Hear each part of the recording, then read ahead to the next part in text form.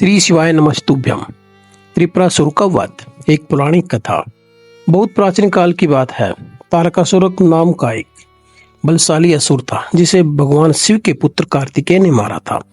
तारकासुर के 3 पुत्र थे, तारकाक्ष, कमलाक्ष और विधुनमाली। जब उन्हें अपने पिता के वध का समाचार मिला तो वे अत्यंत क्रोधित हो उठे। उन्होंने घोर तपस्या करके ब्रह्मा जी को प्रसन्न किया। ब्रह्मा जी ने उनसे वर मांगने को कहा। तीनों असुरों ने कहा, हे ब्रह्मदेव, हमें ऐसा वरदान दे कि हमें कोई भी देवता, असुर या मानव न मार सके। हमें 3 अभेद नगर प्राप्त हों जो आकाश में विचरण करते रहें और एक ही बार में, एक ही समय में सीध में आए, तभी हमें कोई मारा सके। ब्रह्मा जी जानते थे कि मृत्यु को कोई नहीं टाल सकता, इसलिए उन्होंने सोचा कि यह वरदान तो दिया जा सकता है, परंतु उनकी मृत्यु का अवसर अत्यंत दुर्लभ बना दिया। उन्होंने तीनों असुरों को 3 दिव्य नगर प्रदान किए, एक सोने का, एक चांदी का और एक लोहे का। ये तीनों नगर क्रमशः आकाशमंडल और पृथ्वी पर रहते थे और 1000 वर्षों में केवल एक बार ही में सीध में आते थे। इन नगरों का सामूहिक नाम पड़ा त्रिपुर और तीनों असुर कहलाए त्रिपुरासुर।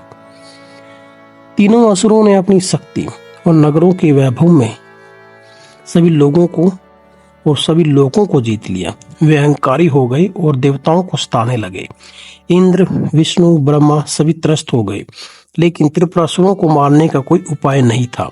केवल भगवान शिव ही उन्हें मार सकते थे, वह भी तब जब तीनों नगर एक साथ एक सीध में हो।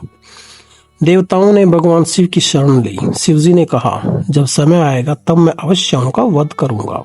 वह घड़ी भी आई।